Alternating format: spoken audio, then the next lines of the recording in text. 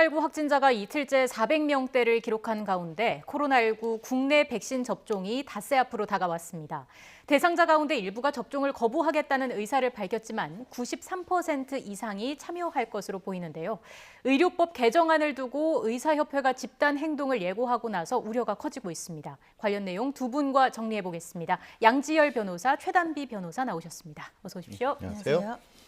자, 먼저 코로나19 상황 정리부터 좀 해보겠습니다. 어제 하루 동안 416명이 확진 판정을 받았습니다. 좀 최근에 급격하게 늘다가 다소 줄어들고 있는 모양새예요. 네, 그러니까 어제 하루 신규 확진자가 416명이었고요. 지금 이틀 연속 400명대입니다. 근데 이게 이 416명이 국내 발생은 391명이에요. 그러니까 네. 국내 발생이 300명대로 내려온 것이 6일 만이거든요. 그러니까 이런 수치만 봤을 때에는 줄어들고 있다라고 볼 수도 있는데 이것이 반드시 줄어들고 있다라고만 볼 수가 없는 부분이 주말에 검사 건수가 줄어들기 때문에 지금 네. 아직은 이 주말 검사 건수가 줄어든 영향이 있을 수도 있고요.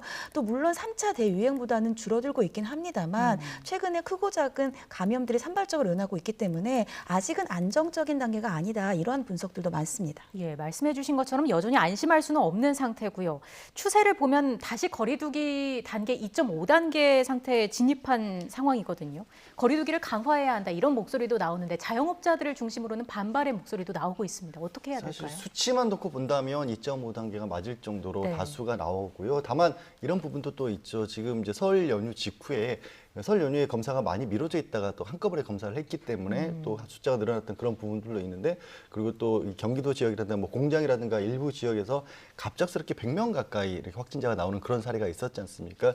그래서 이 숫자 자체가 조금 높게 이렇게 잡히는 그런 측면도 있어서 아직 뭐 어느 쪽이다라고 판단을 하기는 어렵습니다. 네. 말씀하신 것처럼 당장 이 집합 거리두기 단계를 뭐 강화를 한다, 다시 2.5단계로 강화를 한다 이렇게 될 경우에는 진짜 한 일주일 정도 이제 겨우 숨통이 좀 트일까 말까 하는 예. 그런 상황이었는데, 또 그리고 또 새로운 거리두기를 이미 정부에서 3월에 예고를 해놓은 상황 네. 아니겠습니까? 그래서 더욱 큰 혼란이 있을 수도 있지만 결국 관건은 그거겠죠. 다음 주에 이제 평일이 계속해서 시작이 되는데 설 연휴에 감염이 더 번지는 상황, 그리고 이게 실제로 말씀드린 것처럼 잠깐 이런 현상이 나타나는 게 아니라 지속적으로 더 늘어난다라고 한다면 그때는 이제 선택의 여지가 없이 불가피하게 다시 강화를 해야 되겠죠. 예, 변호사님께서 잠깐 언급을 해주셨는데 정부가 지속 가능한 방역에 방점을 둔 거리두기 개편 방향에 대해서 발표를 했습니다. 내용을 간략하게 좀 정리를 해주시면. 네, 그러니까 지속 가능한 방역이라고 하는 것은 원칙적으로는 이제까지는 강제적으로 다중이용 시설에 대해서 영업을 제한을 해왔는데 그것보다는 개개인이 책임을 지고 방역을 하자라는 목표를 가지고 있는 것이고요. 네. 구체적으로는 현행은 5단계 거리두기 체계를 가지고 있는데 5단계를 간소화하겠다는 겁니다. 그래서 이 기준을 완화를 하고 다중이용 시설 등의 생업시설 집합 금지는 이제 최소화를 하되 다만 밀집도를 조절하겠다는 겁니다. 예를 들면은 뭐 얼마간의 사람들을 올 수 있는지 이런 것들이 밀집도를 조절을 하고, 대신에 방역 수칙이 좀 완화된다 하더라도 방역 수칙을 위반을 했을 때 있는 원 스트라이크 아웃제 같은 것들 도입을 해서 처벌을 강화하고 구상권도 강화를 하겠다라는 것이고요.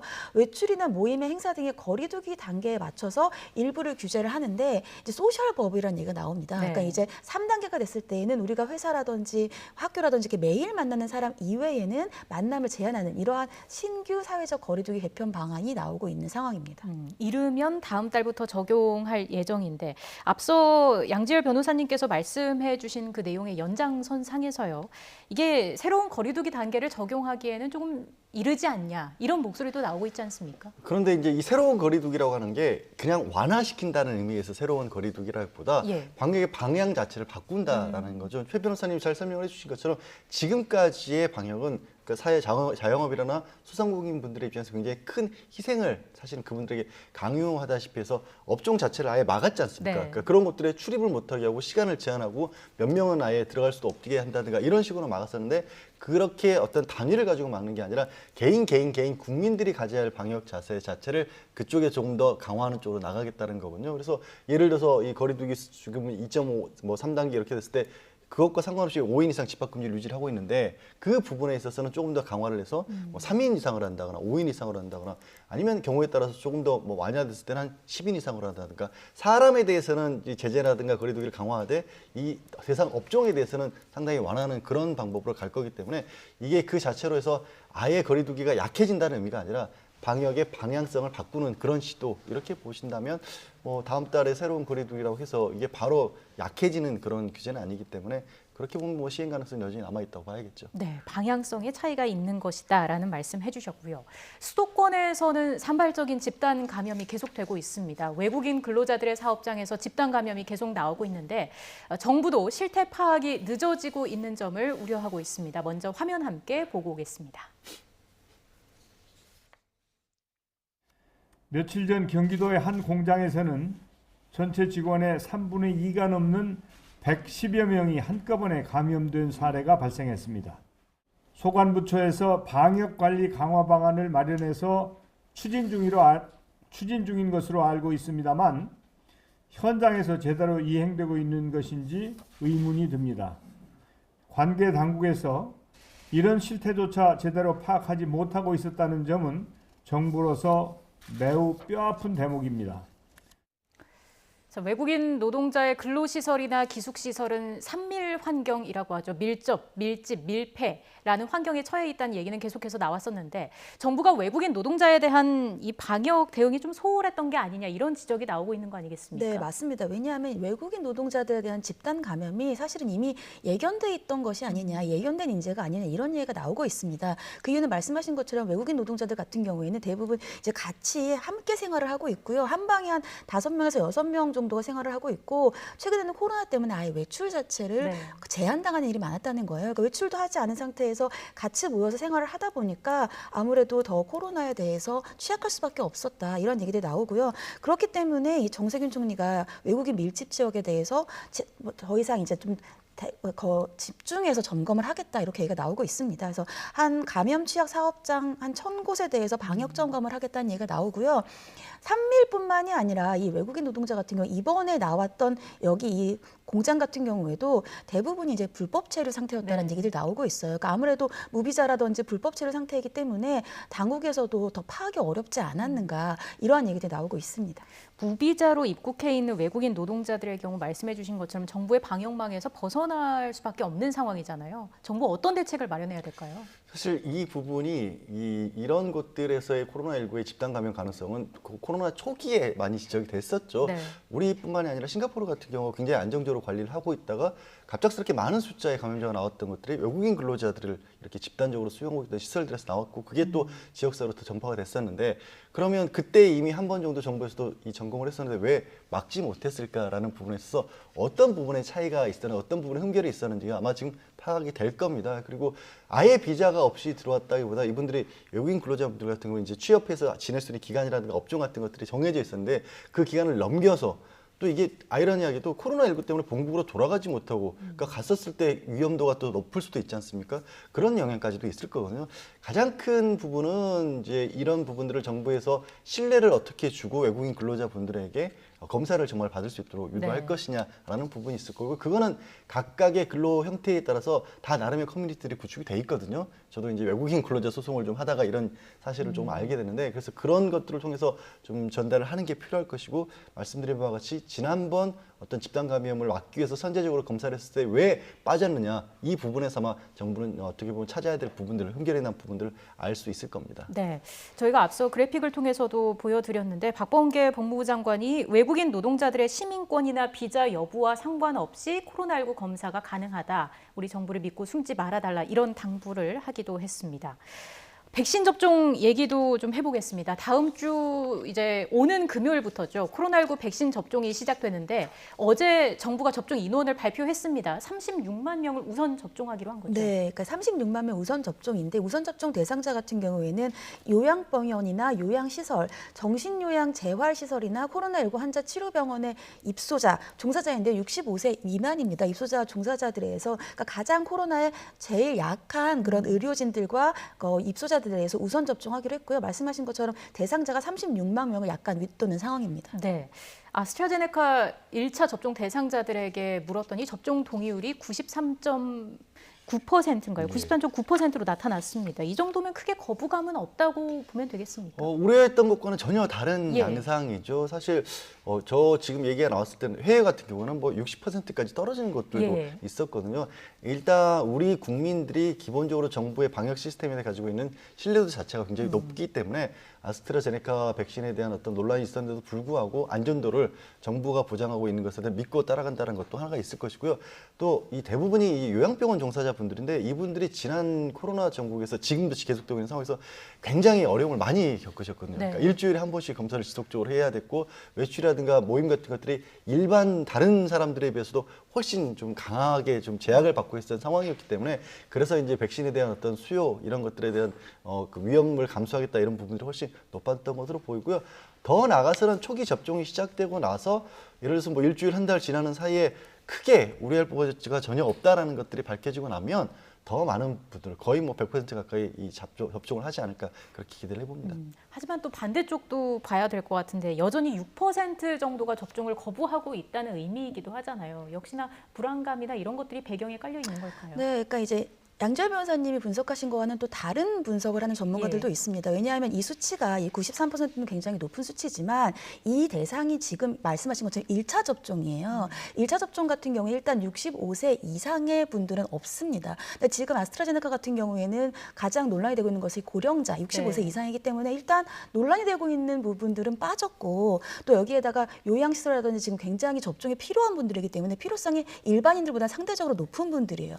그러니까 동일히 더 높을 수밖에 없다라는 전문가들의 분석도 있고요. 그러니까 6%가 낮다고 볼 수는 없는 거예요. 그러니까 일반인들로 갔을 때에는 이 백신을 접종하지 않겠다는 비율이 늘어날 수도 있다. 이러한 이제 예측들도 있거든요. 그러면 우리가 과연 이렇게 백신을 접종을 거부하겠다라고 하는 것들이 원인이 뭔지를 분석을 해야 됩니다. 왜냐하면 이렇게 접종 거부가 늘어나면 정부는 지금 11월에 집단 면역 형성을 예상하고 있고 전 국민이 90% 정도는 같이 백신을 접종해야지 집단 면역이 생기는데 그렇게 집단 면역이 어려워질 수도 있거든요. 그래서 네. 원인 분석이 굉장히 중요하다는 얘기가 나오고 그렇기 때문에 말씀하신 것처럼 먼저 접종을 했는데 어떠한 뭐 보장이 없다라고 한다면 원인 분석에서의 뭐 예를 들면 안전성이나 이런 불안감은 떨어질 수밖에 없습니다. 예. 백신 접종은 강제 사항은 아닙니다. 그런 만큼 원하지 않으면 맞지 않아도 되는데 이번에 접종을 거부를 하게 되면 오는 11월에 기회가 다시 온다고 합니다. 관련 내용 녹취로 들어보고 오겠습니다. 그리고 접종 거부 시 후순위로 연기되는 부분은 전 국민의 전 국민의 접종이 끝나는 11월 이후 접종을 받으시게 되는 것으로 생각하시면 될 것 같습니다. 요양병원 종사자들의 경우 접종을 거부하면 어떻게 되나요? 접종을 말씀하신 것처럼 강제할 수 있는 네. 것도 아니고요. 접종 거부 자체로 불이익을 줄 수는 없죠. 예. 그런데 지금 요양병원 같은 경우에는 일주일에 한 번, 일주일 내 매번 PCR 검사를 하고 있지 않습니까? 그 검사를 해서 계속 유지를 해야 할 것으로 보이고 또 이거 실질적인 어떤 불이익으로 돌아가지 않겠다고 하지만 병원 차원에서 업무 자체를 뭐 고령자들에게 직접적으로 접촉하는 업무를 좀 줄인다거나 아니면 65세 이 미만 같은 경우는 접종을 할 수 있기 때문에 그런 환자들 쪽으로 주로 배치를 한다든가 이런 현장에서 벌어질 수도 있지만 그게 네. 차별적으로 될 만큼 그러니까 근무 환경을 악화시키는 쪽으로 갈 경우에는 또 다른 불만이 될 것이고 또 사회적 문제가 될 것이기 때문에 그러지는 않을 것으로 보이고요. 이게 이제 일반적인 경우 그러니까 뭐 이게 지금도 시행하고 있는 것처럼 개인적인 어떤 부주의로 인해서 감염을 확산시키거나 이런 일이 발생했을 경우에는 구상권 청구의 대상이 될 수 있잖아요. 예. 그러니까 지금하고 다른 의미에서 구상권 청구의 대상이 된다는 게 네, 아니라 네. 접종을 안 했기 때문에 그런 위험 부분은 여전히 본인이 감수할 수밖에 없는 거죠. 알겠습니다. 자, 이런 가운데 의사협회와 여당 간에도 갈등이 불거졌습니다. 백신 접종이 차질이 생기는 게 아니냐 이런 우려가 나오고 있는데 일단 그 중심에는 의료법 개정안이라는 게 있습니다. 먼저 그 내용을 설명해 주실까요? 네, 그 의료법 개정안이 국회 보건복지위를 통과를 했죠. 네. 이번 개정안에 따르면 이제까지는 이 의사 면허와 관련되어서 어떤 징역이라든지 처벌을 받았을 때 의사 면허가 제한되는 것이 없었는데 네. 이번에 개정안을 통해서 금고 이상의 형을 선고를 받으면 징역형의 경우에는 징역형이 종료되고 나서 5년 동안, 그러니까 집행유예 같은 경우는 집행유예 기간이 끝나고 나서 2년 동안 의사 면허를 교부할 수가 없다라는 겁니다. 그러니까 의사 면허가 취소된다라는 것이고요. 다만 여기에서 의료행위 도중에 업무상 과실치상 같은 경우가 돼서 금고 이상이 되는 경우들이 있을 수 있는데 이러한 의료행위 도중에 금고 이상의 형은 제외를 하겠다는 겁니다. 이런 경우에는 의료 면허가 취소되지 않는다는 것이고요. 여기에 더해서 부정한 방법으로 면허를 발부받았다라고 하면 나중에 소급해서도 이것을 취소할 수 있다라는 개정안입니다. 의사협회는 지금 초강경 대응을 예고하고 있는데 가장 크게 반발하는 지점은 뭔가요? 그래서 그 부분이 이 전례 기존에는 어떤 형벌을 받더라도 의사면허 자체를 취소하거나 제한하지는 않았거든요. 네. 거의 뭐 손을 댈 수 없다라고 표현을 해도 될 정도였었는데 이런 부분에 대해서 중범죄에 관해서는 이게 의사 면허를 제한하고 취소하겠다고 하니까 면허를 의사 한 사람을 양성하는데 10년의 시간과 엄청난 또 비용이 드는데 이 부분을 취소하는 것은 뭐 생명과 같은 것이다라고 의사협회는 강력하게 반발하고 있는데 사실 그냥 일반 국민의 한 사람으로서는 납득하기 어려운 부분이 있어요. 다른 종류의 어떤 직업들, 뭐 전문가 집단들, 저희 같은 변호사들 같은 경우도 당연히 중범죄 저질렀을 경우 면허 제한이 따르기도 하고요. 10년 이상의 투자가 들어가는 그런 어떤 그 기능이라고 할까 사회적 어떤 위치에 있는 분들도 의사를 제외하고도 굉장히 많이 있거든요. 당장 그냥 일반 뭐 학문적인 분야라고 할지라도 박사학위 소지자들 같은 경우 10년 이상 흔하게 받을 수가 있는데 그런 부분들이 본인이 10년 이상 공부를 했다고 해서 형사처벌로 학위를 어떻게 제한하는 것을 받아들일 수 없다 이렇게 얘기하지는 않거든요. 그래서 이 부분을 조금 더 정교하게 예를 들어서 이 의료인이라고 할지라도 불가피하게 저질러질 수밖에 없는 혹시 범죄가 있고 그것 때문에 면허까지 제한당하게 된다면 그건 좀 지나치다라고 세밀하게 어떤 법령에 문제가 있는 부분을 지적하면 모를까 무조건 우리는 면허는 절대로 뺏길 수가 없다라고 하면 이거는 뭐 공감을 얻기가 좀 어렵지 않을까 싶습니다. 이런 갈등이 결국에는 코로나19 대응 그 차질로 이어지지 않을까라는 우려가 나오고 있는 건데 지난해 공공의대 설립을 두고도 충돌한 적이 있잖아요. 이번에도 네. 비슷한 상황이 재현이 될까요? 네, 그러니까 이제 뭐 의협 입장에서 이제 제가 여러 가지 이제 의협 쪽에 공고문도 봤고요, 뭐 개정안도 봤는데 의협 쪽에서는 이제 양재열 변호사님의 의견이랑 좀 달리 좀 구체적으로 얘기는 하고 네. 있어요. 예를 들면 과잉입법이라고 얘기를 하면서 예를 들면 의사들은 보통 이제 병원 같은 것들을 운영을 하는데 병원 운영과 관련되어서 의도치 않은 횡령이나 이런 것들이 발생될 수 있는데 그런 부분들이라든지 아니면은 사람이 살면서 교통사고를 일으킬 수 있는데 교통사고와 관련된 것들 이런 것들은 좀 과잉입법이 아니냐 이렇게 얘기를 하고 있고요. 다만 그 부분에 대해서는 여러 가지 시각이 달라질 수는 있겠습니다. 근데 지금 의협이 정부와 충돌하고 있는 것이 이번이 처음이 아니에요. 네. 이제 공공의료와 공공의대와 관련되어서도 한번 충돌을 한 적이 있는데 그때는 그렇죠. 이제 나중에 그래서 결국은 의사 국시 같은 것들도 거부를 운동을 했었고요. 근데 나중에는 결국은 협의를 하겠다라고 해서 해결이 된 바가 있습니다. 근데 이번에도 마찬가지로 총파업 그리고 백신 접종과 관련되어서 협의를 더 이상은 하지 않겠다 이러한 것들도 지금 예고를 하고 있거든요. 네. 그래서 지난번과 마찬가지로 충돌이 예상이 될 수밖에 없는 상황으로 보입니다. 일단 지금은 상임위만 통과를 한 상태인데 논의가 중단될 가능성도 있겠습니까? 그러니까 제가 이제 뭐 최 변호사님 말씀하신 것처럼 의협 쪽에서 지금 희망하는 부분들 내지 걱정하는 부분들이 있다면 그런 부분들을 적극적으로 반영을 시키기 위해서 지금 만들고 있는 법안에 대해서 이 부분을 바꿔야 한다라는 그런 주장을 좀 해주셨으면 더 그리고 그 부분들이 드러나게 주장을 해주셨으면 좋겠다라는 네. 것이죠. 아까 말씀드린 것처럼 의료협회 의사협회장 입장에서 성명서를 내면서 면허는 의사의 생명이다 이렇게 말씀을 먼저 강조를 하게 되면 이게 그냥 국민들이 봤을 때는 절대로 우리에 대해서는 불이익을 줄 수 없다는 얘기인가? 그러니까 집단적인 이익으로 그러니까 이익에 대한 어떤 반발로밖에 볼 수가 없거든요. 그래서 그런 부분들을 먼저 의협 쪽에서 좀 노력을 해주셨으면 좋겠고 그리고 지난번 이제 공공의대와 관련됐을 때 굉장히 혼선스러웠던 것들이 의협 쪽에 어느 쪽에 누구와 어떻게 협상의 그 대상으로 삼아야 하는지를 가지고 정부 입장에서는 누가 얘기했던 뭐 공공의대 의대생들하고 얘기했을 때 또 의사협회분들하고 얘기했을 때 병원장분들하고 얘기했을 때 또 다 달랐거든요. 네. 그런 부분으로 인해서 더 혼선도 컸기 때문에 그런 뭐 불필요한 절차상의 혼선도 줄일 수 있는 방법도 같이 좀 마련을 해서 협상을 했으면 좋겠습니다. 네, 진행 상황을 계속 좀 지켜볼 필요가 있어 보입니다. 다른 주제로 넘어가 보겠습니다. 신현수 민정수석이 사의를 표명할 정도로 거센 후폭풍을 몰고 온 검찰 인사 개편안. 민정수석과 법무장관의 불협화음이 그대로 노출이 됐는데 그 배경을 다시 한번 정리를 해주시죠. 네, 사실 배경에 대해서는 여러 언론 보도들이 다 다릅니다. 근데 이제 그냥 언론 보도들이 겹치는 내용을 말씀을 드리면 신현수 수석 같은 경우에는 이 문재인 정부에서 처음으로 검찰 출신의 민정수석입니다. 그래서 이 작년에 한참 추미애 장관과 윤 총장 간의 갈등이 계속되면서 이번에는 이 갈등을 봉합하는 차원에서 신현수 민정수석이 들어와서 여당, 청와대 그리고 검찰의 사이를 잘 가교 역할을 하지 않을까 이런 기대들이 많았는데 네. 그 이후에 처음으로 이제 검찰의 고위간부급 인사가 있었어요. 근데 이 고위간부급 인사가 있었을 때 박범계 법무부 장관이 신수석의 어떤 조율이라든지 신수석은 좀 검찰 쪽의 얘기를 좀 들어보자라는 입장이었는데 이런 신수석의 입장을 고려하지 않고 검찰 고위급 인사를 발표를 했다. 그랬기 때문에 이제 이견이 있는 것을 조율하는 과정에서 그대로 검찰 인사가 발표됐기 때문에 신수석 입장에서는 내가 여기에서 더 이상 할 일이 없다. 내가 여기에 있을 이유가 없다라는 이제 속내를 많이 주변에 얘기했다라는 네. 보도들이 있고요. 그래서 이제 2번이나 사의를 표명했던 사건입니다.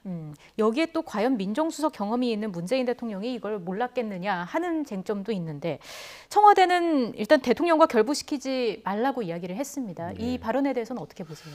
그러니까 말씀하신 것처럼 민정수석 경험이 있다라는 특히 이제 뭐 문재인 대통령 2번 민정수석을 했던 네. 특이한 경력이 있으시고요. 그런데 이런 부분이죠. 본인이 이 대통령이 되시기 전에도 민정수석이 가지고 있는 역할 자체에 대해서 기존에 이명박 박근혜 정권 때의 민정수석과는 다른 민정수석의 역할을 만들어야 된다라고 노무현 대통령 때도 그랬었고 본인도 이 대통령 당선되기 전에도 그렇게 일을 하셨거든요. 그래서 지금 민정수석과 법무부 장관의 갈등이라고 이제 언론에서는 그렇게 보고 있는 부분도 있지만 네. 그 내면에 그렇게 크게 상당히 보도하는 이면에는 이 검찰 개혁을 둘러싼 갈등으로 이렇게 보고 있는 거 아니겠습니까? 그러면 신원수 지금 현재 민정수석이 본인이 맡아야 될 역할이 어떤 것이었는지 본인이 생각했던 부분과 그리고 박범계 장관이나 청와대에서 생각했던 부분이 달랐을 수는 있어요. 그렇게 된다라면 사실 결국에는 이제 대통령의 비서관 아니겠습니까? 이 부분은 논란을 빨리 잠재우고 뭐 복귀를 안 한다 이런 부분들이 계속해서 갈등을 할 게 그런 뭐 번복되는 모습으로 보여줄 게 아니라 청와대에서 빠른 결단을 내리고 정리를 하신다면 그리고 나서 이 현재 검찰개혁 관련된 정책은 명확하지 않습니까? 그 부분에 집중을 하는 게 맞지 않을까? 불필요하게 물론 문재인 대통령이 그동안에 이제 본인이 임명했던 인사들에 대한 어떻게 보면 책임이라 할까요? 아니면 어지간한 일로는 이 신뢰를 저버리지 않는 그런 부분이기 때문에 그렇게 좀 말리는 모습들이 보이기도 하지만 그게 국민들 입장에서 봤을 때는 불필요할 정도로 어떤 갈등처럼 보이기 때문에 빠른 결단이 어느 쪽으로든 필요하지 않을까 싶습니다. 예, 일단 신수석이 지난 목요일, 금요일 휴가를 냈고요. 내일 휴가에서 복귀를 하지 않습니까? 사의를 접고 돌아온다면 어떤 변화가 생길까요?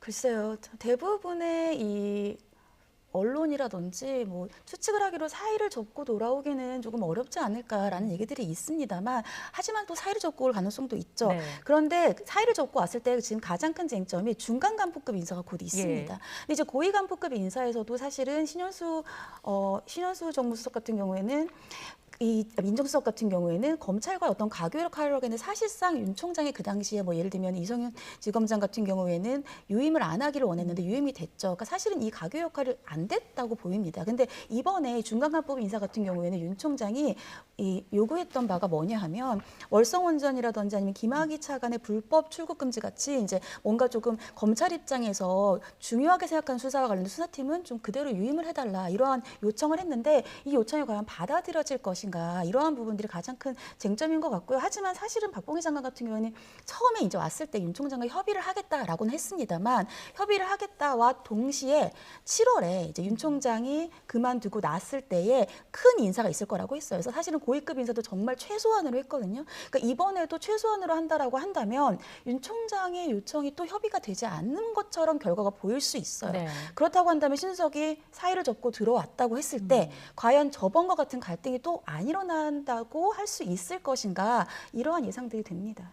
반면 또 신수석의 사표가 수리되고 새로운 인물이 지명된다고 하더라도 이른바 추윤 갈등, 뭐 제2의 추윤 갈등은 계속 이어질 것이다 이런 얘기도 있더라고요. 근데 그게 뭐 갈등으로 비춰지는 부분에 있어서는 저는 조금 회의적인 게 기본적으로 이 검찰 지금 둘러싸고 있는 문제도 인사안과 가지고 지금 불거진 거 아니겠습니까?